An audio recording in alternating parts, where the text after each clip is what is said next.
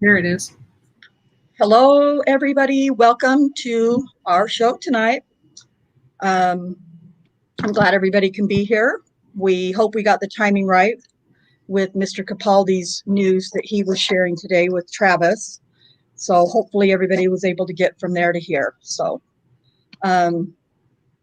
just want to share a little thing with everybody real quick.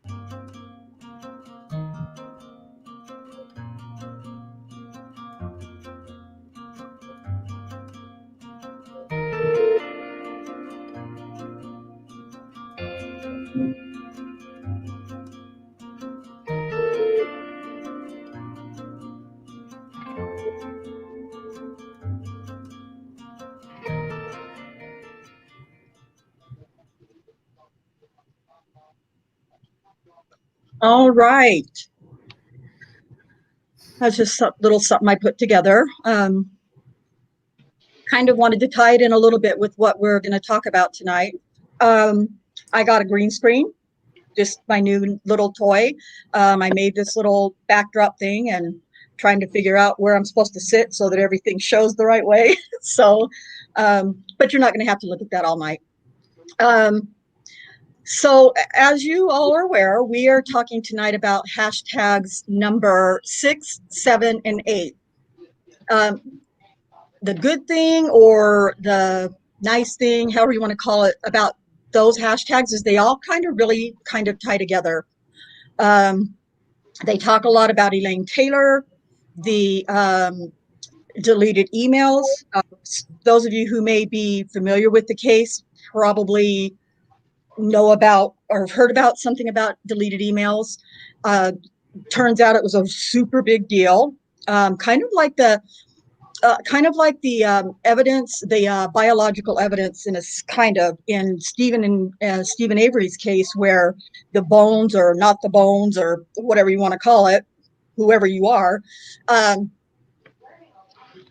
got given away. And as you know, biological evidence is not allowed to be destroyed or given away or anything like that unless the defendant is either released from their prison term or new evidence is found and they get to have a new trial or the inmate dies.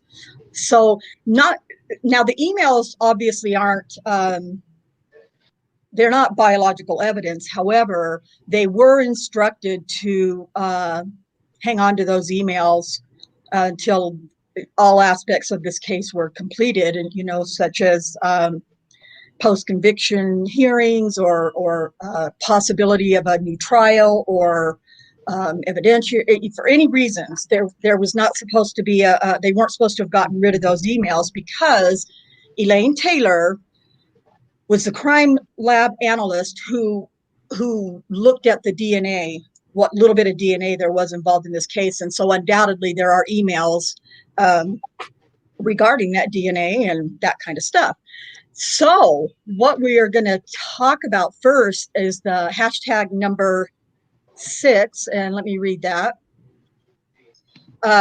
Detective Rocky Gregory, co-lead detective on the case, is the son-in-law of OCPD senior crime analyst Elaine Taylor, who analyzed the DNA evidence and testified at trial. This close relationship raised clear conflict of interest issues, but was not disclosed before, during, or after the trial in violation of OCPD policy section 105. So I have that policy to share with you. And I'm going to read this for you.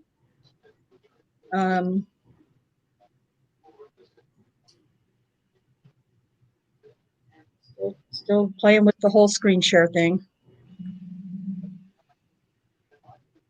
Okay, so I'm going to read this to you. This was revised in September of 2001, so it's pretty old. But regardless, it was it was still in effect at the time of the Holtzclaw trial. So in section 105.0, it says, relationships between department employees. All employees should avoid situations which give rise to an actual apparent conflict between their professional responsibilities and their relationships with other employees. However, should a situation develop, it is the duty of the involved employee or employees to immediately notify their commanding officer, either in person or through the chain of command, or directly notify their bureau chief. It becomes the responsibility of the employee's bureau chief to eliminate conflict by taking appropriate action and keeping the best interests of both the employee and the department in mind. So while it's important to remember that the employees are protected and the department is protected, in my mind, it's more important to protect the people so in this case, we have Detective Rocky Gregory, who's investigating cases against Daniel, and then we have Elaine Taylor, who's the crime lab analyst. So because there's some DNA that is tested, Elaine Taylor is now involved in this investigation. Now there is an article in a I guess it's an online news journal or something. Mm-hmm. It's called Yellowhammer. I don't know if anyone's familiar with it or knows anything about it. I think that Cherie, I think Cherie is going to try to share the the link for that so that you can read it later, because it's a really, really good article. So, but what I'm going to do is I'm going to read through parts of it for you. It's kind of boring because you get to hear my voice reading a lot today, but also, having said that, we're not going 2 hours tonight, so that should be some comfort to you. So I'm going to go ahead and start reading some of this article. I really wish I could read the whole thing because it's so very good. But this is an article that was actually written by Michelle Malkin, of course, and it's titled Criminal Justice at Its Worst: Shocking, Shoddy, Bias-Filled Investigation and DNA Mishandling in the Holtzclaw Case. Now, while that's important, we've talked about the DNA and how it was mishandled in the case. That all makes, we know about all that. But what we didn't really talk about a whole lot yet is the fact that there's this unreported conflict of interest between Rocky Gregory, who is the son-in-law of Elaine Taylor, who is the crime lab analyst, who does all of the DNA testing and who testifies in court against Daniel. So she kind of starts out her article. She says, in Oklahoma City, words don't mean what they plainly mean. Asking government officials simple questions prompts Orwellian acrobatics. By distorting language and obfuscating actions, public bureaucrats subvert transparency and evade accountability. And we know, all of us who are familiar with this case, we know that accountability is evaded throughout this entire thing. She goes on to say, 2 weeks ago, I reported that the former Oklahoma City Police Department senior forensic analyst, Elaine Taylor, is the mother-in-law of Detective Rocky Gregory, who co-led the investigation of former OCPD officer Daniel Holtzclaw. This information was never disclosed by police or prosecutors before, during, or after a biased investigation, botched forensic analysis and testimony, and chaotic trial that resulted in a 263-year sentence for Holtzclaw, who, by the way, as we all know, has maintained his complete and actual innocence from the start, and through his appeals through the court system. So I read to you, she references the SOP manual and the section that I read to you. So I won't read that again, but she says, I asked Oklahoma City's police chief, William City, Kay really likes this guy, and Taylor's crime lab supervisor, Campbell Ruddock, 3 straightforward questions. 1, were you aware of the close familial relationship between Elaine Taylor and her son-in-law, Detective Rocky Gregory? 2, how was Taylor assigned to the Daniel Holtzclaw case, on which Detective Gregory served as co-lead sex crimes unit investigator? And 3, did Taylor, Gregory, or their commanding officers notify the Bureau's chiefs, and did either of those chiefs notify you? So Michelle Malkin, she's going to add all of her really interesting, honestly, commentary in this article. But she says that Oklahoma City's litigation division head, Richard Smith, responded on City and Ruddock's behalf, stating that the police department policy on disclosing conflicts of interest that Michelle cited refers to the relationship of employees regarding supervision and or assignments, not to family members working on the same case. So this is kind of where she talks about, they don't speak the same language that we do, because I already closed that document, but I think you remember that I read that it doesn't state working on the same case, it states working in the same department. So it is a conflict of interest, no matter how they like to spin it. The only, let's see. Oh, I messed that up a little bit. Hold on, let me come back. Smith then implicitly argued that no conflict existed anyway because Elaine Taylor was assigned to accuser Janie Ligon's rape complaint, which was assigned to Detective Kim Davis. And this is just more of an example of how the entire state side of the whole case managed to twist things to make it fit their narrative. I used to never know that word narrative until I got involved in the Stephen Avery case. Now all of a sudden it's like a big thing. You have to use it anyway.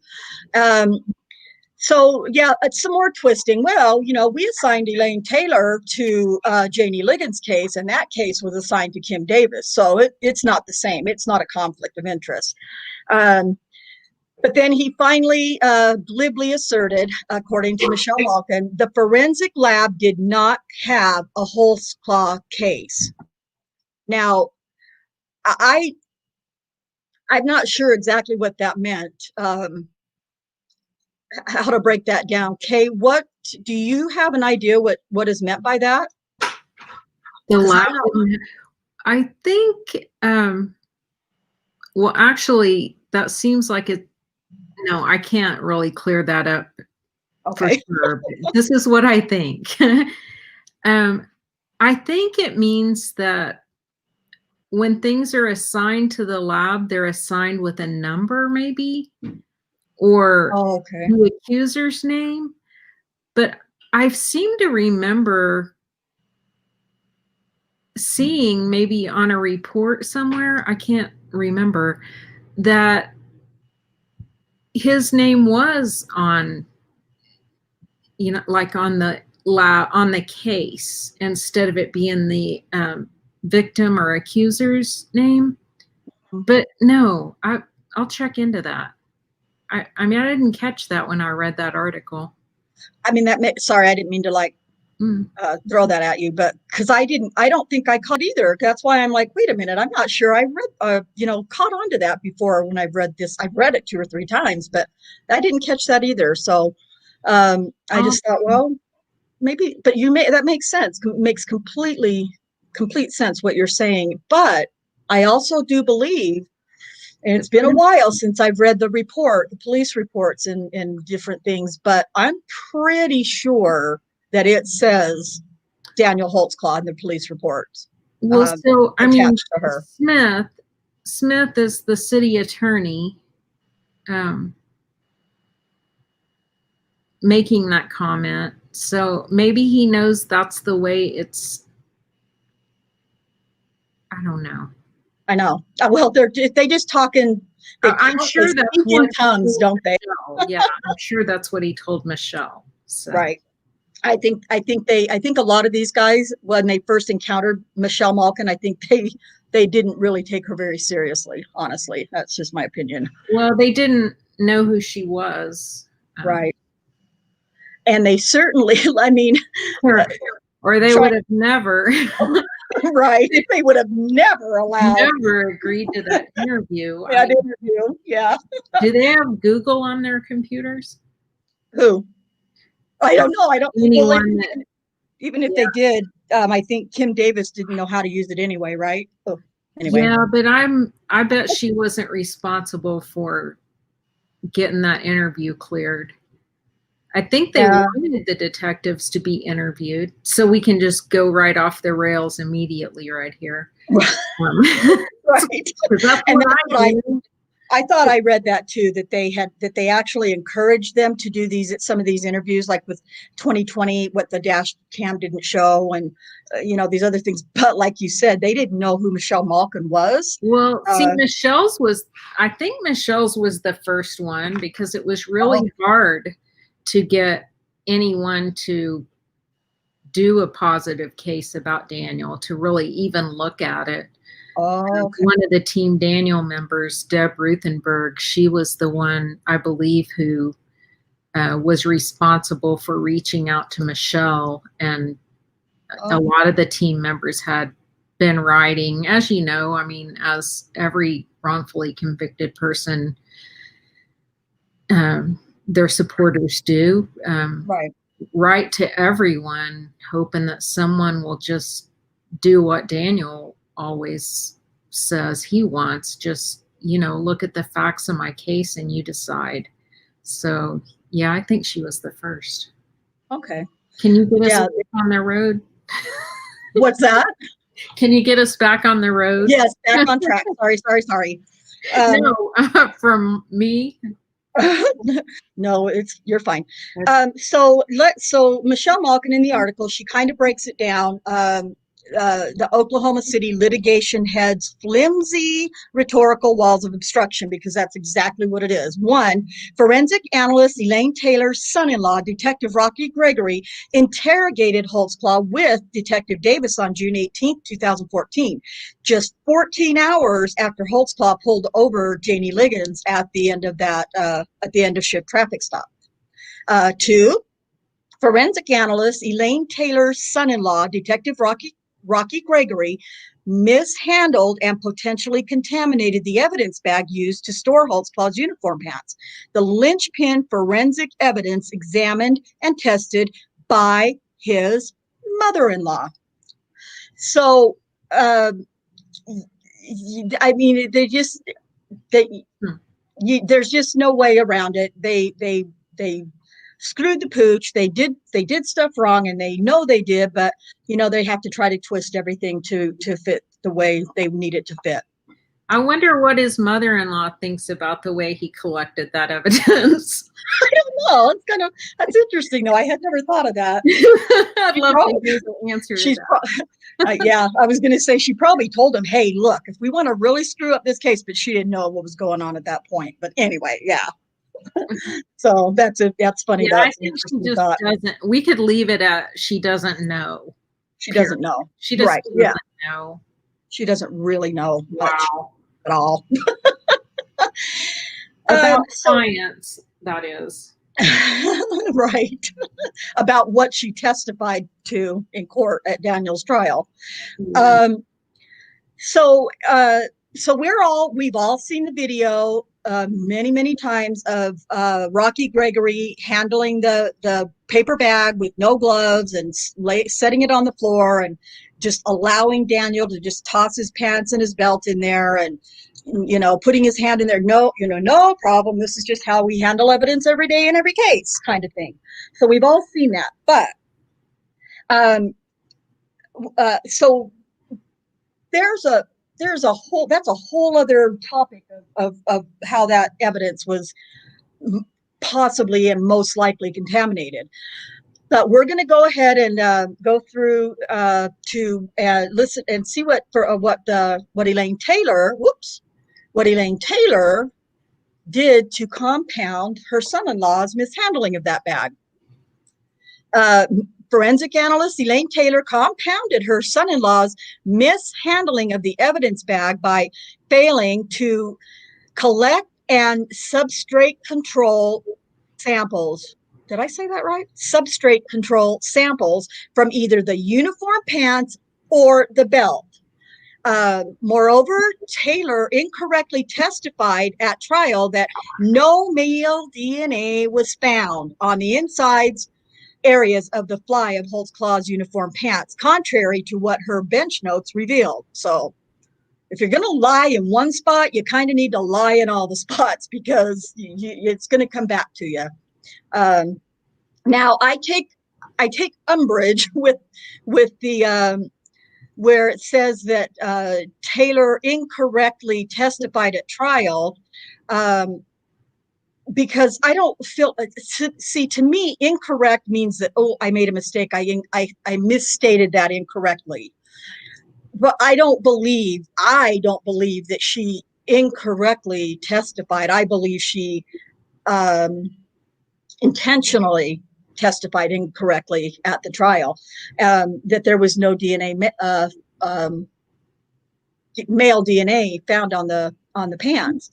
Then she contradicted her own inconclusive assessment of the contributors to DNA mixtures on a swab from the outside of the pants fly and the two swabs from the inside.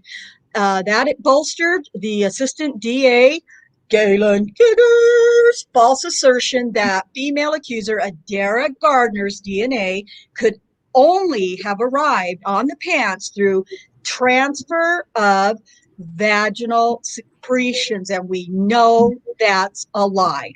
Well, So, you would have to test for it to be able to say that. And since they didn't test for it or even look for it using an alternate light source, they can't say that. right. I Yeah. mean, they Yeah. can't, they did, they did. Yeah. It's just, Obviously. They did whatever they wanted, and we know that through the whole that's case. what we So do here. yeah, and we just try to untangle it for them Mm. because they're struggling with that. Um, so as you know, most of people who are listening or viewing the show tonight probably are aware or have heard something that Galen Geiger, I don't know what his last name is pronounced, false assertion that female accusers, Dara Gardner's DNA could only have arrived on the pants through vaginal secretions. But like I was saying, that's not necessarily true at all. Taylor's own sworn testimony at trial was that she failed to observe any staining, failed to conduct serological tests, and failed to use an alternate light source or provide any other scientific support for Giger's brazenly unscientific claim. And there's more to that. Even if she wanted to challenge what he said that in the very end of his closing statements. So, I mean, she could have come forward after the fact, and caused a need for an evidentiary hearing and all those things, but she didn't. But she couldn't have said anything at that point anyway, because it wasn't, if I'm not mistaken, Kay, it wasn't until the closing statement that was brazenly claimed, right? Right. And in Oklahoma, the prosecution gets the last word. So Right. there was no, I mean, I guess she could object. I don't know. Cherie, could you object in a closing statement? Well, they try. From what I've read, they try not to. Yeah, but when someone's saying something like that, I mean, that's the only piece of evidence. You're right. They should have, and they can. That's, if you couldn't, that's crazy. Yeah, they should have, and they can. Definitely, they should have. Well, Scott Adams could have. He's the only one that. Yeah, that's what I mean. Yes, you're right. The defense, right? Okay, yeah, and again, trying not to get off track too much, but he had hired a.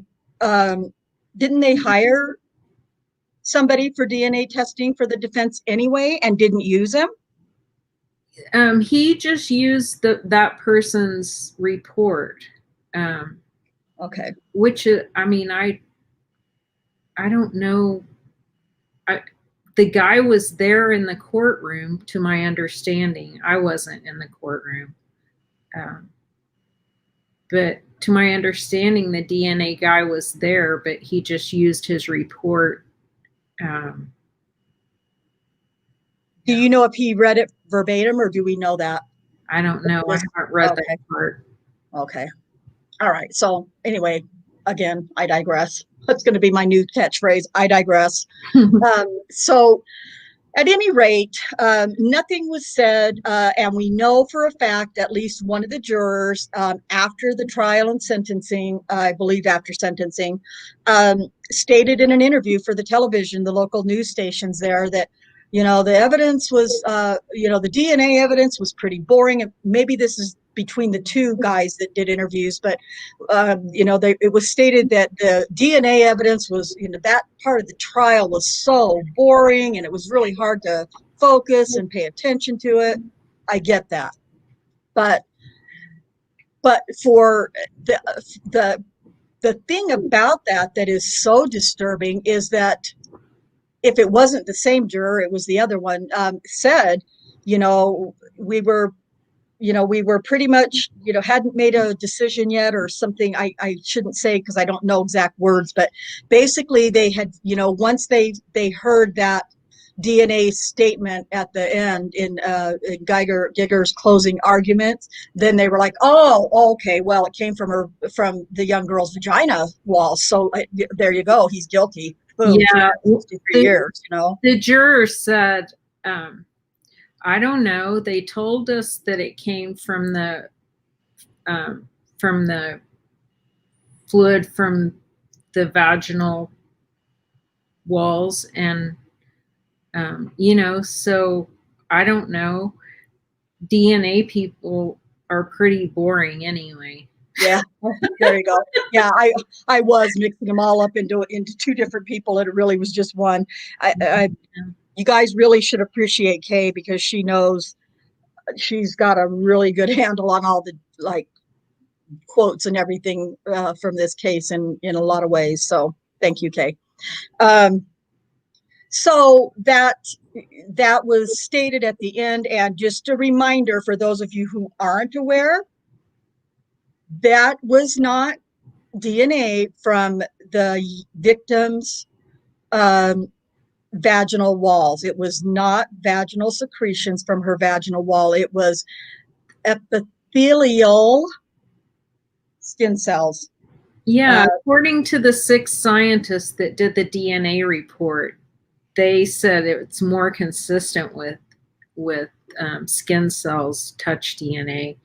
And once again, he couldn't say that because they didn't test for it. So, right. I mean, yeah, he doesn't know. He just said what he said what was ever going to help seal the conviction is what he said. Yeah, I think he was reaching. I mean, they put a lot into making this go down. Right. I think he probably, what do you think he must have felt like at that point in time, knowing everything that went into cultivating all of these victims and manufacturing each case? I mean, that would be freaking nerve-wracking to have to rely on these women that you've pulled off the streets. You had to remind them of what happened, that you have to memorize this exact path because it had to match the AVL that they had already pulled, which they claim that they didn't pull. They never pulled AVL until after the women gave their statements, which is complete crap. Right. Yeah. All right. Sorry. I don't know what he would think. I just think people like that, people like him, and I don't know, Musney and City and Wiegert and Fassbender and Kratz, Fallon, they all have no soul. So that's how they survive. That's how I feel. Well, it'd be a lot of pressure knowing all the work that went into it, and here you are giving your closing statement and knowing that it's it's on your shoulders at that point. The baton has been passed to you. So right, and you better make it good. Yep, exactly. Okay. Let's see. So number 3, forensic analyst Elaine Taylor's son-in-law, Rocky Gregory. I'm not going to keep saying that every time because it's going to say it in all of these. So, but Rocky was present during the search of Holtzclaw's car in the wake of Ligon's sexual assault allegation. All of the swabs taken from the car were submitted to the OCPD Crime Lab, where his mother-in-law worked and was the analyst. And when Elaine Taylor called Detective Davis to ask a question about the swabs, Detective Davis replied that she couldn't answer the questions because I didn't ask for the swabs to be taken. That's a whole other live. Then number 4, Detective Gregory was one of the 6 participants in a meeting at the Spring Lake Division before Holtzclaw was taken to headquarters to be questioned about Ligon's stop. Now, the reason that these are important is because they're saying that, in the very beginning of this article, when I read that he wasn't a part of the Ligon's case, that was Kim Davis's case. But he was present for every single bit of that, except for the interview at the hospital where Kim Davis interviewed Janie Liggins. But he was a part of all of those meetings and you know, secret meetings and all that crap. So he was a part of that case, regardless of what they wanted to say in the beginning. Detective Rocky Gregory was involved with his supervisor, Lieutenant Timothy Musney, in the process preparing of a photo lineup to show to accuser Liggins. Again, this isn't Gregory's case, the Liggins thing. Yeah, it is. It's just as much. After Holtzclaw's interrogation, Elaine Taylor, her son-in-law, Gregory, accompanied Holtzclaw to his home, where Detective Gregory failed to take key pieces of forensic evidence, including Holtzclaw's underwear, which Detective Gregory incorrectly assumed had been washed, as well as his other uniforms. Now, listen, it doesn't matter if those uniform at the underwear were in the middle of the spin cycle when they got there, they still needed to take the underwear and everything else that went along with that. Yeah, Kim Davis says, well, we didn't have other victims at the time. So how, we wouldn't think to collect things because he was going to be a serial rapist. I mean, those are my words, but yeah, actually they did. That's why Rocky was even there. Right. Questioning, because Liggins was Kim's case. So yeah, they were already trying to hook two of them together, and to not even ask, have the underwear been washed? They said, do you have the same underwear on? No. Yeah. Same, where are they? Yes, same underwear. No. Where are the underwear? In the wash? In the washer? And then that was the end of that line of questioning. Wouldn't you say, have they been washed? Have they been laundered? Yeah, sure and would. still collect them anyway. I mean, Monica Lewinsky's dress was dry cleaned and hung in a closet for all those years, and there was still DNA on that. So that's right. Yes, good those point. are some dumb detectives right there. Well, yeah, dumb, or again, just really not trying to get too much information. They just, they were really more about getting all of the victims lined up. Yeah, they didn't want anything that would be exculpatory, that would make the case harder than it was already going to be. They couldn't take that chance. No. So in number 7, Richard Smith's denial that the crime lab handled a Holtzclaw case is contradicted by the lab's own assignment of just 2 case numbers. And that's what I was going to talk about, but it says it here, so I won't go into the detail, but there were only 2 case numbers assigned. One of those was to Terry Morris, and the other one was assigned to Janie Liggins. Those were the only 2 case numbers that they tested all the evidence for. So how, I don't know. That's so weird, because it's my understanding that Holtzclaw's name was in the lab. So, I mean, that's interesting to me. I really remember reading something that said that it was. I can't place what that was. Yeah, I can't remember either. I've read a lot lately. Not as much as you, but so anyway, there were only 2 case numbers, Janie Liggins and Terry Morris, and Rocky Gregory was a part of both of those cases. So no matter how they try to spin that. Both lab case numbers listed the defendant as Holtzclaw Daniel, lab case, and then they say the number. Combined evidence from several accusers' allegations under that one case, beginning with Liggins' allegations and including DNA from 9 other accusers. And I won't name all of them, but I think those of you who've followed the case probably have a good idea of who those ladies are. They would have had to put his name there just for a point of reference. You get that many other names that you're piling on to those cases. It just doesn't make sense.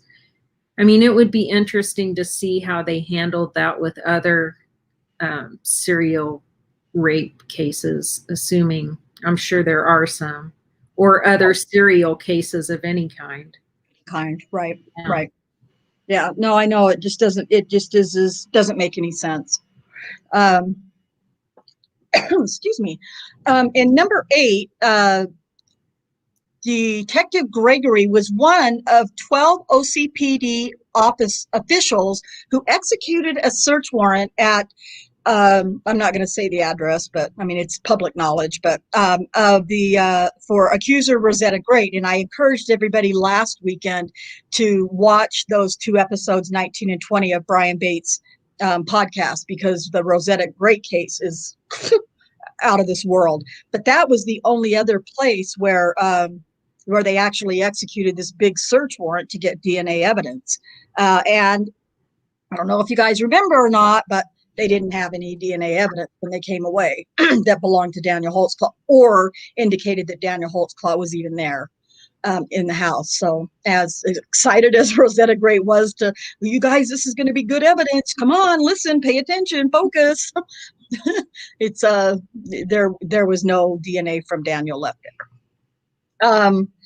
So Taylor's test result showed that unknown male DNA from at least 2 males was found on the chair samples from the front and back of the chair that was in Rosetta Great's bedroom.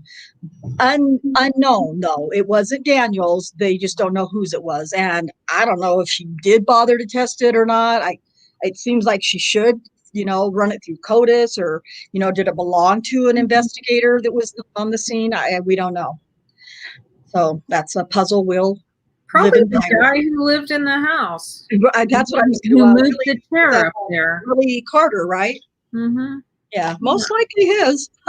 Yeah, whoever put the chair there. Right. Yeah, makes perfect sense. Through that touch DNA that doesn't exist. It doesn't. That's right. She's being sarcastic, guys. It does exist. Oh, sorry. We need a banner. They all know. Detective Gregory was the lead detective investigating the sexual assault claims of Terry Morris. He collected her buccal during the interrogation at the jail and submitted her DNA to the crime lab as part of lab case number SD14723, which is one of the 2 lab cases in the crime lab. So there's another gotcha. His request to test all swabs in this case for DNA analysis was initialed by, I'm assuming everybody can't read the small print on your screens. It was initialed by his mother-in-law, Elaine Taylor.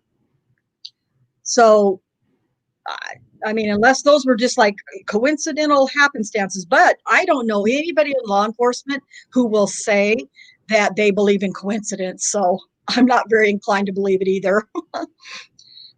Detective Gregory noted in one of his police reports on his investigation of Terry Morris's allegations that her case and Ligon's case were aggregated.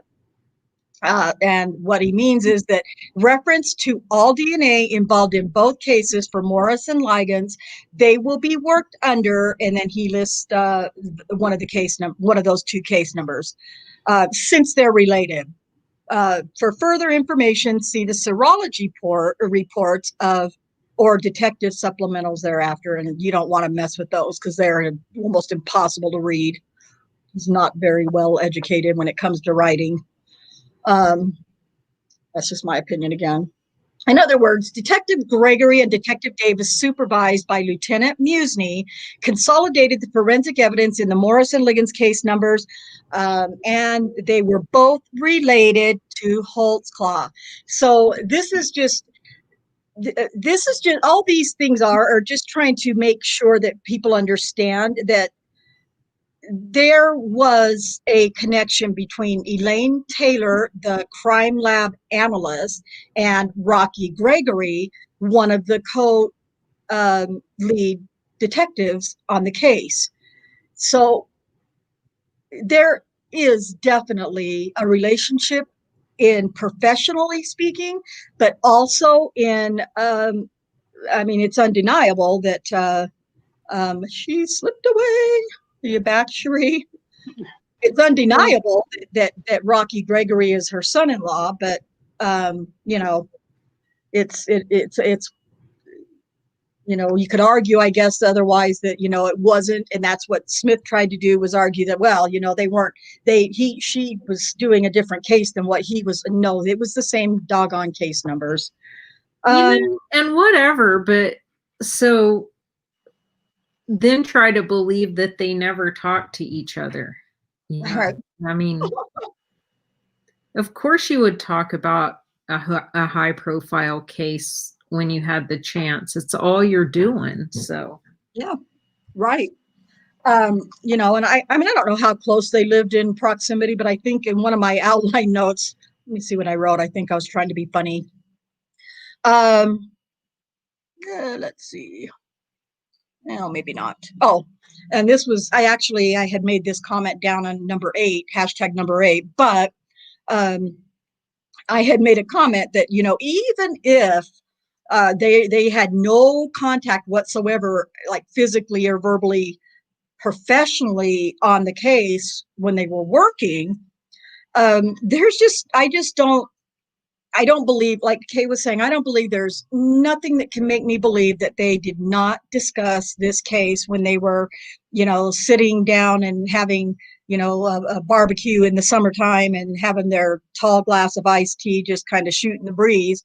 Oh, so what do you think about the DNA and how I handled it in the paper bag? But yeah, they talked about it. I just can't imagine that they, listen, I worked in a couple of different jobs where HIPAA was a huge requirement. Um, Working in the mental hospital, and then in another job that I had to respect those competences and those HIPAA laws. And I didn't talk about those cases. You know, when I would come home from work, I didn't, I mean, I may have talked about cases, but I didn't bring up specific names, or because it was against the law to do that. And I'm a fairly honest person. I think I, like, you know, I try to be honest in, you know, things that I say and do. So if I have a hard time trying to remember not to say things or say names or discuss a case, I can only imagine how difficult it must have been for people who were brazenly dishonest and lying and falsifying and creating, you know, false documents and whatnot. So um, it's just silly to think that they didn't discuss the case at all. Again, tying them further as far as professionally.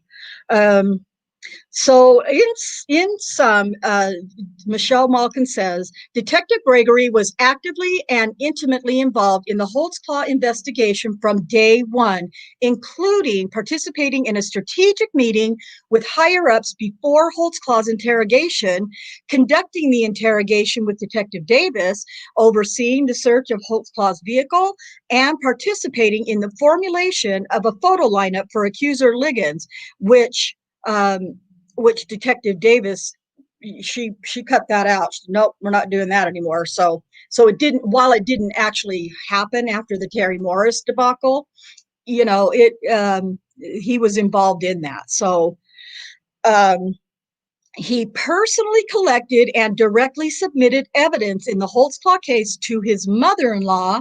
Oh, wait, excuse me, to the Crime Lab Analyst, Elaine Taylor, and participated in a raid of a home where more DNA evidence in the Holtzclaw case was collected and submitted to his mother-in-law. At the Crime Lab, Elaine Taylor was fully aware of the various accusers' allegations, and forensic items were consolidated as part of the Holtzclaw case. So it's just kind of silly to believe that, you know, for them to try to get us to believe that it was, that there was no relation. or no conflict of interest. Clearly a conflict of interest. Now we're kind of going to move on to, we're going to talk a little bit about these emails. There were, I don't remember how many were estimated or if there was an estimate, but I know that there were, after a big debacle took place, not a debacle, but let me just share the thing so I don't completely screw this up because that could happen. There was a, what is it called? What was it called, Kay? That they, oh, I can't think of what it's called. I can see it when I get this pulled up. Oh, the appellant's reply. So Elaine Taylor, I don't recall the year exactly, but Elaine Taylor ended up retiring at some point. I think very, very soon after the Holtzclaw case was trial was completed. And then, of course, you have appeals and things like that that are going to be filed, and you know, all those things that come along with a conviction. So on when I believe I should really let Kay speak to this, but I'm trying not to put too much on her. I believe that when they were, fine. I said that's fine to put too well, much on me. when it comes to a lot of this stuff, I really, because I know in my head the basics of it, but I don't want to say stuff wrong. And so you want to talk? I mean, I don't mind the question. If I don't know, I'll just say I don't know. So tell them about what, so there was a, explain this part, the email letter stuff. Okay, so Daniel filed his direct appeal, and it was actually, I think, the 1st of February 2017, he filed his direct appeal. And, you know, that one of the main, I don't know what the word would be, tenets or of it was questioning her basic qualifications to do what she does, because there was male DNA that she didn't identify. And so mysteriously, she retires 2 days after Daniels filed that appeal, and you know, they were privy to what he was alleging. And then on the heels of that, the secret hearings happened just a few months later, which they say were talking about, were basically shielded because it was like a personnel issue, talking about her and disciplining her, whatever she may have done wrong. I guess basically throwing her under the bus after the fact that, you know, they already let her retire quickly. And it's just, everything is so shady, you know. It's just so annoying. But so after all that happened, I think that's when they wanted to get her emails, because she wasn't like scheduled to retire, I don't think. There was really no way that Holtzclaw would have known that she was going to retire to think that they would delete all of her emails. And maybe that's why maybe that's one of the reasons that they pushed her out the door, is because they, you know, that would be a good way to eliminate her emails, maybe. I don't know. You know, so they did that. She left, they deleted her emails.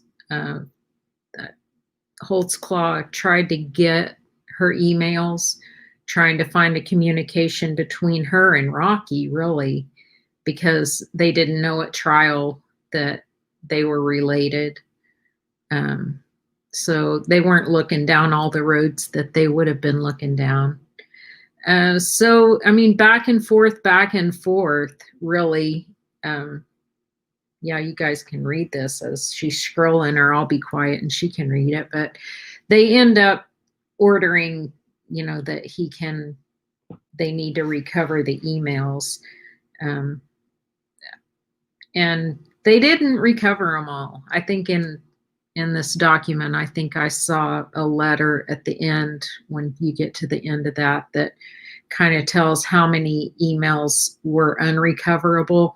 But it was a back and forth, oh, how could we have known that you were going to ask for that?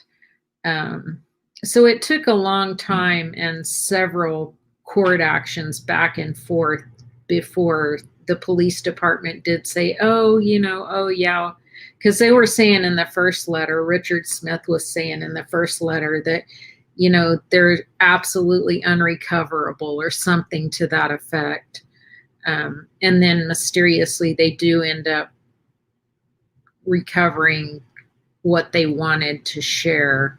It would really be interesting to see the ones that were unrecoverable. They had enough time to sort through those and try to get them all.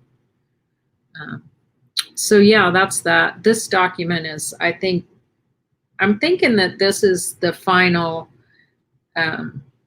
ruling on opening up on retrieving the emails. Right. I think so. I won't read everything that I've highlighted, but excuse me. But I did find some things of interest. So this was prompted by, I find it interesting that it was prompted by news reports. How much have we talked about the media being, such a big part of this? So on August 2nd, 2017, prompted by news reports, now confirmed in the state's response to that motion, as well as in a letter to appellant's counsel by city attorney Richard Smith, that all of Elaine Taylor's emails had been deleted. Appellant filed the above referenced motion to ensure that no other material pertinent to this case be deleted, discarded, or destroyed during the pendency of this case, but preserved for this or any future appeals or in the event of a retrial. This motion was filed under seal to avoid violating the protective order issued by the court on May 30th of 2017. On August 24th, 2017, the court ordered the appellant's motion unsealed and directed the state of Oklahoma through Attorney General Mike Hunter, he's another one of my favorites, and Assistant Attorney General Matthew D. Hare to respond to this motion. In the response, the state's response to the said motion as follows. This is what they said. Appellant had no knowledge or any way of knowing that Elaine Taylor had retired from the Oklahoma City Police Department until being alerted to this fact by opposing counsel shortly before Mr. Hare filed his motion. Appellant further had no knowledge or any way of knowing that Ms. Taylor's emails would be, or by that time had been, permanently deleted following the termination of her employment. And in light of those recent disclosures about Ms. Taylor's work, the appellant was gravely concerned.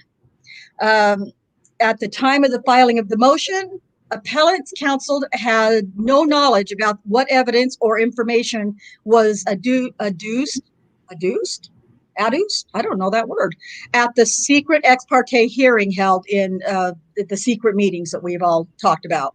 Appellant never claimed they had that any other evidence, particularly any potential Brady material, had in fact been lost or destroyed. So they're just saying, well, yeah, okay, yeah, we deleted all these emails, but there was no Brady information in them. So don't worry, it's fine. Yeah, they're just saying, how silly of you to think that we wouldn't take really good care of all the evidence.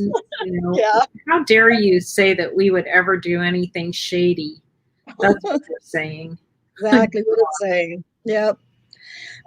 So the appellant was merely concerned about the possibility that other information or evidence might inadvertently be destroyed. I don't believe there was any inadvertently about it. I believe it was all well.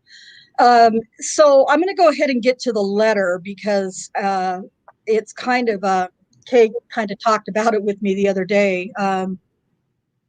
So, well, it says here first, let me just say, Ms. Taylor's emails have been recovered from the personal computer assigned to her and will be preserved.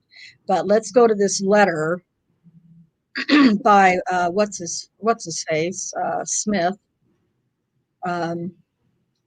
regarding preservation of correspondence involving State of Oklahoma versus Daniel Holtzclaw, As an update to my letter dated August 9th, 2017, please be advised that the Oklahoma City Police Department has searched the personal computer that was assigned to Elaine Taylor and has found 5,149 emails, and 298 attachments.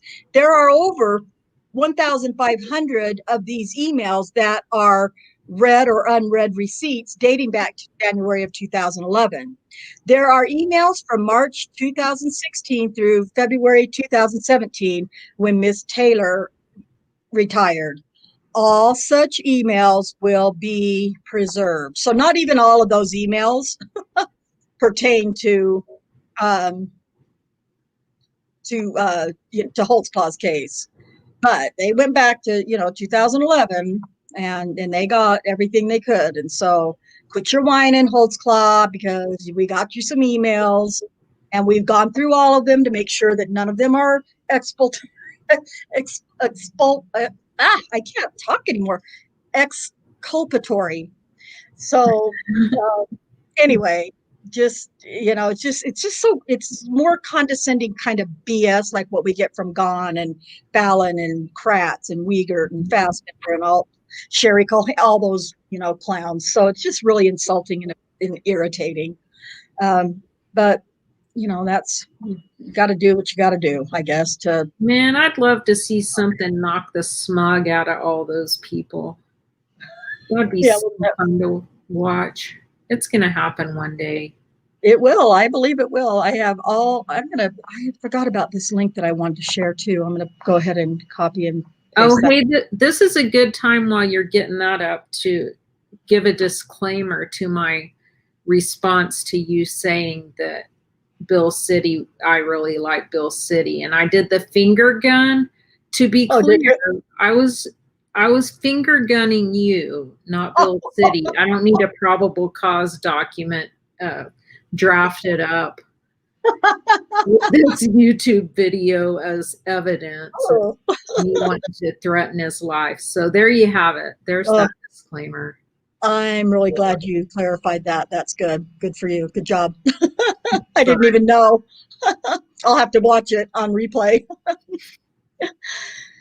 So I just put in the chat, I wanted to share this with you guys tonight, but this article in here, it's in Criminal Justice Reform Journal. Follow that link. That's a really good article that I'd like for everybody to, read if you get a chance.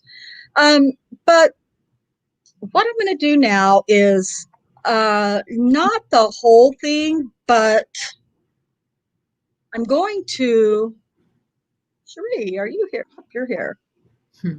I'm going to play, I don't know if anybody's heard of these guys or this guy before. It's, let's see. Oops. This is a YouTube channel by law enforcement officers for Holtzclaw. So I've heard some before. I'm not sure which ones I've heard, but I listened to this one a couple of times this weekend. And this is an officer, a specific, this is an officer from Oklahoma City. Tulsa. Tulsa, okay. Jason Angel. Yeah. Jason Angel, yes. Yeah, he started that. Yeah, he's been a great supporter in drawing more law enforcement people into learning the fact of Daniel's case. So yeah, cool. This is a good one. Yeah, so we're gonna play. I'm gonna play some of the to kind of wrap this up. I'm gonna kind of play some of this video from Jason Angel. I thank you for saying his name. I couldn't remember his name or where he was even from, and I just was talking about it the other day. So, but subscribe to his channel. Anybody who's an officer, a law enforcement officer in Oklahoma who's going to defend Daniel Holtzclaw, he's somebody I want to pay attention to. But you don't have to, but just subscribe and listen to some of the videos because it's really pretty good. So let's go ahead and start here. He actually, in this particular video, he talks about these deleted emails. As Daniels appealed that her emails had been deleted after she retired and claimed that this was a standard practice.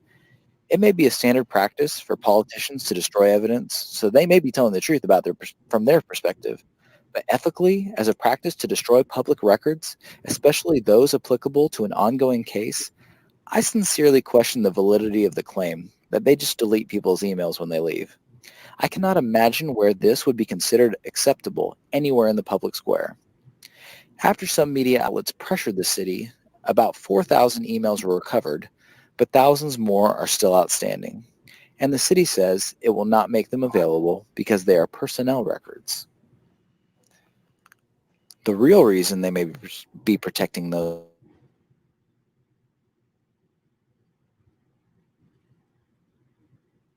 prosecutors in Daniel's case met with the judge, the crime lab supervisor, Campbell Reddick, a litigation attorney from Oklahoma City, and a member of the Oklahoma City Police Department Chief's Office. Notice the defense was not present. In an utterly un-American move, the defense was not allowed to attend a hearing where issues in Daniel's case were discussed. The only reason we know who was in attendance was because media members filed open records requests on surveillance cameras in the courthouse. The transcripts were filed under seal, and only several months later was Daniel's team able to find out Elaine Taylor's analysis was discussed. The appeals court judges said that the defense should have been invited to the hearing, but claimed nothing that was said there was harmful to the defense. Shouldn't the defense be the judge of that? This was all months ago, and Daniel is waiting to get another hearing. I have often heard people say that if Daniel were innocent, we would be hearing from the officers who worked with him. There are a few reasons why that is faulty reasoning and a poor excuse not to look at the evidence in Daniel's case. It is doubtful that officers knew the details of the case. They likely heard about the case somewhat through the grapevine and through the media, and only heard the story the detectives told, which is likely what the administrators heard and told as well. Without access to the actual facts of the case, officers working with Daniel would have no idea what the truth was. Also, with a devastating narrative of sexual abuse and allegations of racism, there was an obvious effort by the department and police union to distance themselves from Daniel. As is often the case in politics, people don't want to be associated with a label, and rather than defend the truth or learn the truth to know whether or not to defend it, people abandon the person or group that has been given the disgusting label. This was during the tense time frame of the Baltimore and Ferguson turmoil, and police departments, mayors, district attorneys were trying as hard as possible to look good in the public eye. I know my department has a social media policy which prevents officers from talking critically of our department, the chief, other officers, the mayor, the DA, etc. Even if the Oklahoma City officers had all the info, they still have to be afraid of losing their jobs for speaking out on Daniel's behalf. You lose your job in one department, good luck finding another job when you are known for criticizing your own department publicly. So without any real good options, How are officers supposed to speak out about cases like Daniel's? Well, the Fraternal Order of Police, the union that is supposed to represent the police officers, was missing in action when it came to Daniel's defense. He was a dues-paying member and should have had legal defense, but the FOP bailed on him, leaving him and his family to lose their life savings paying for legal fees. Now that the evidence has been available for years that Daniel was railroaded by his own department, the FOP should be front and center in the fight for justice for Daniel. It should be the voice for officers who want to speak out without losing their jobs, but the FOP is missing, just like any evidence of Daniel's wrongdoing. For anyone in the media that may come across this, thank you for your interest in the case. Hardworking journalists have already made a difference in this case, like Michelle Malkin and Phil Cross from Oklahoma City, and others as they have pressured the courts and the Oklahoma City Police Department into doing the right thing when they wouldn't have done it otherwise, like in the case of Elaine Taylor's deleted emails. Please continue these efforts, pressure the Fraternal Order of Police into taking a stand, and help make sure the truth sees the light.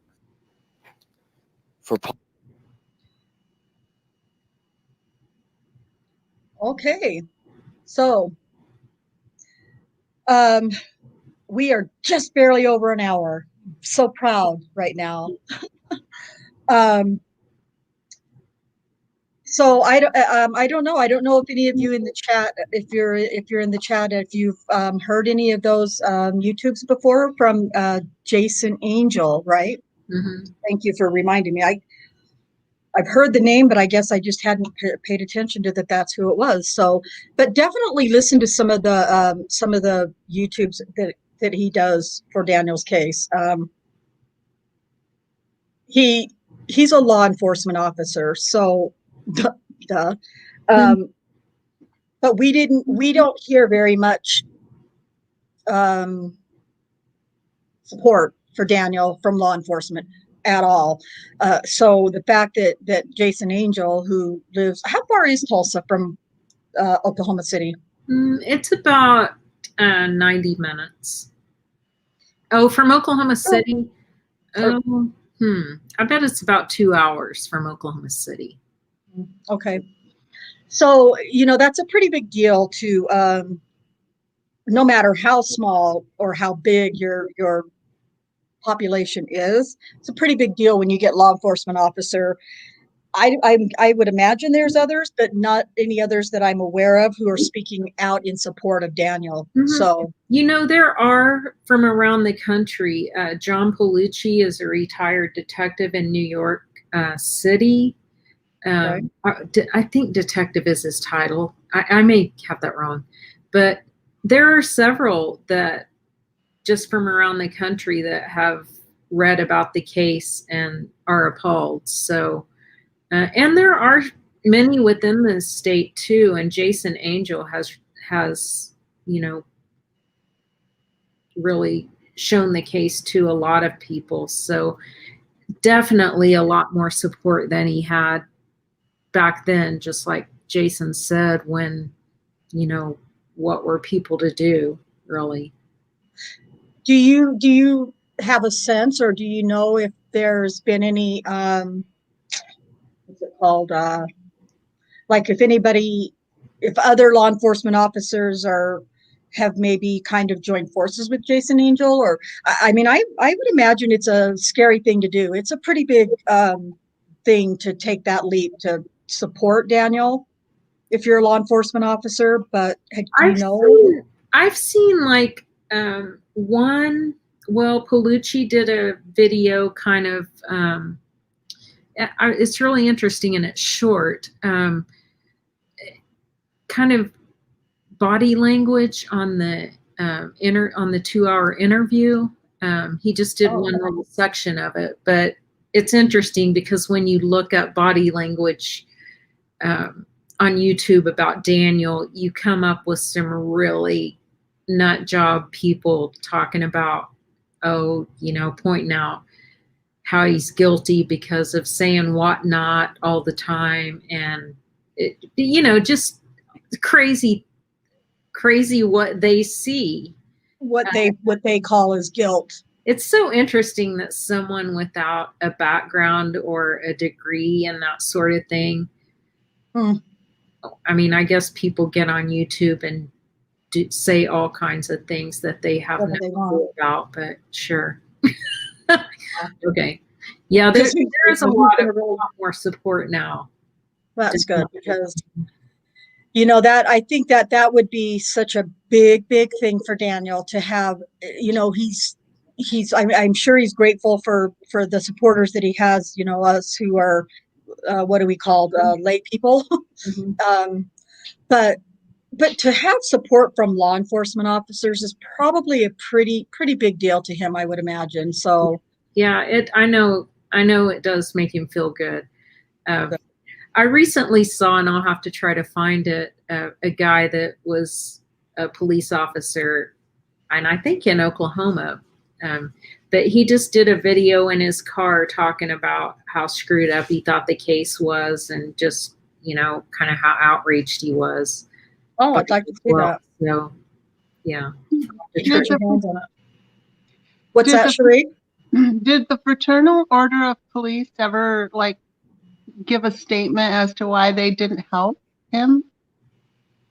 No, I think how that all fell out was, when they had the predetermination hearing, where it's my understanding that Daniel didn't even get to speak at the hearing where they decided and maybe that was because his attorney didn't want him to speak because the trial was pending. I'm not really sure why all of those things were, but so they didn't. They kind of bailed when they decided to fire Daniel, and the chief city issued a statement to the press that it was basically Daniel's termination letter that became public. And he said, this is the worst abuse of power of any that I've ever seen. I mean, it was just a scathing guilt statement before he even had a chance to have his trial. It was just, that was one of the things that was like, what? I mean, are you kidding me? That you would be allowed to put that out into the media when he's, scratching and clawing for his life. But I guess that's kind of like Galen Gigger's closing statement with, misrepresenting the evidence. So no, FOP bailed, and, if there would have been an announcement made, the communications guy at the time is the husband of the attorney that the FOP appointed for Daniel. So, yeah. Wait, say that again? Swallow that. So Daniel, the FOP initially appointed, supplied Daniel with an attorney, but she was married to the communication director for Oklahoma City Police Department. So, I mean, I'm sure they never talked about anything, right? Oh, Just a pile up of crap. Unbelievable. I mean, it's not a question that I'm going to ask in all seriousness, but I am kind of curious.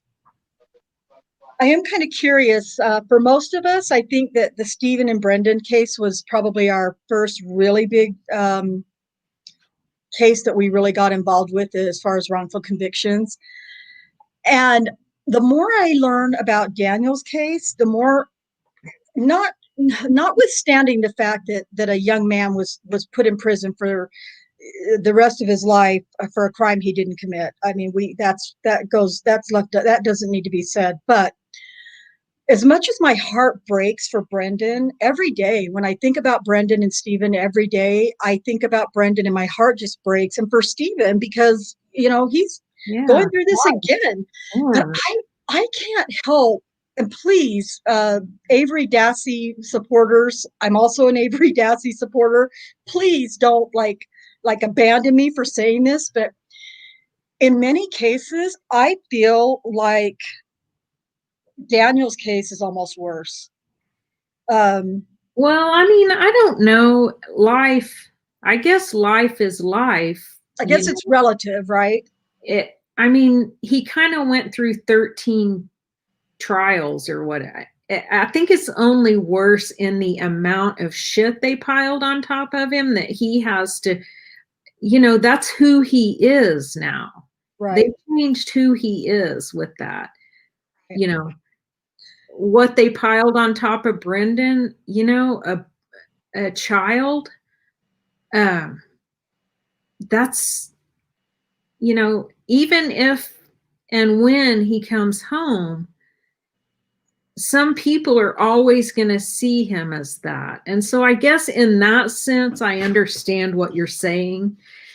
They're all just so sickening, aren't they? I mean, all of them. It really, I know, I feel really bad because then I think about Brendan and I think, oh no, there's no way, because what was done to him was absolute abuse on every level. The only thing they didn't do was physically beat him, and I think that would have been favorable to what they did to him and mentally and emotionally. But I feel bad when I say that, but then I think, but 206, that's what I did a little bit of math, and I thought, I think I figured it out. If he lived to be 83 years old, or 85 years old, I think, or 90, that is more than 2.5, almost 3 lifetimes that he's serving in prison. Isn't that crazy? And I read articles and I hear news stories about other people who have other sick individuals who have like physically beaten, tortured. Sorry, I know this is really sensitive, you guys, and I don't, this could be a trigger. I don't mean to do that to anybody, but I've seen far worse crimes committed on children, and have the perpetrator do less time. Yeah. I mean, we're seeing that in Oklahoma right now. Brian Bates is, he's kind of revived, not to get off track again, his John TV. And he is, he's exposing a lot of the child stuff that's going on right now. So that could be tough. Yeah, I see Shaz in the chat asking if Daniel's dad is still a police officer, and he is still. He's a lieutenant in Daniel's hometown in Oklahoma. Yeah, yeah. I mean, he probably should be retired by now, but he's working full time and picking up shifts to try to, pay for all of this rot. Right. It's sad. It's not fair to say that one case is worse than another. It really isn't. But there are a lot of times. Rhonda. I know. It's shame on me, for real. I get it. Okay, well, I'm really, again, we kind of have stretched it out a little bit, actually, but I already warned Cherie. At the end of each show, I definitely want to know, what your opinions are on what we've talked about during the show and things like that. And Cherie gives me information every week. She's, always offering me information. And have you seen this? Have you heard that? Did you look at this? And she's always coming up with amazing information for me. So I just want to make sure that I acknowledge her for that, for you guys, because she's really, really good at it. Don't forget, I think I've told you once before, she is a criminal defense attorney. I'm going to let her tell. So Cherie, I just wanted to give you some time to, talk to us about, tell us a little bit more about what you're doing, what your degree in law is, what you do for that, and what you think about what we talked about tonight, if you want to share. And you're muted. Oh, no, you're not. No, like I said, I'm a new criminal defense attorney. I'm working I take cases that are like where there's a conflict with the public defender's office. So I have like 10 right now. And so just, some mostly misdemeanors, but there's some felonies. And so I'm kind of learning as I go. And so, yeah, that's what I'm doing now. And as far as Daniel's case, I want to encourage everybody to join us on Discord and listen to Brian Bates' podcast and follow Jenny Holtzclaw on Facebook so you can learn more about his case. Perfect. Thank you, Cherie. You are a gem in my world. Well, thank you. Kay, what do you have anything to close with tonight? No, I mean, just if people are just watching this for the first time, I'm sure I haven't been paying attention to the comments completely, but there are just some excellent resources. Michelle Malkin's Daniel in the Den on YouTube, if you search that. Jason Flom does a summary of the case, which is amazing because I just think it's amazing that you can summarize this case in 45 minutes. So check out Wrongful Convictions with Jason Flom, Flom, on wherever you stream your podcasts. And I think Daniel's in season 3. Maybe it's season 6, episode 3, or vice versa. Anyway, just, you know how to find it. And then Bates Investigates is also a podcast. Type that in the search, Bates Investigates, and he's 23 episodes into really breaking down this case. I mean, like no one can. Crazy. A lot of information and really organized and entertaining as well. That's all I've got. All right. Well, I think that's great. You guys have said all that stuff. I think I have a lot of those links in the description. What is that? I always want to do that in the description below. I don't know if that's even a thing, but anyway, but follow those links. And if if there's something that you can't find or that you didn't know you wanted to find, come on over to Discord because Kay and Cherie are always dropping really, really good information in our Discord. Kay has a room. Well, it's not just Kay's room, but there's a room called Did You Know?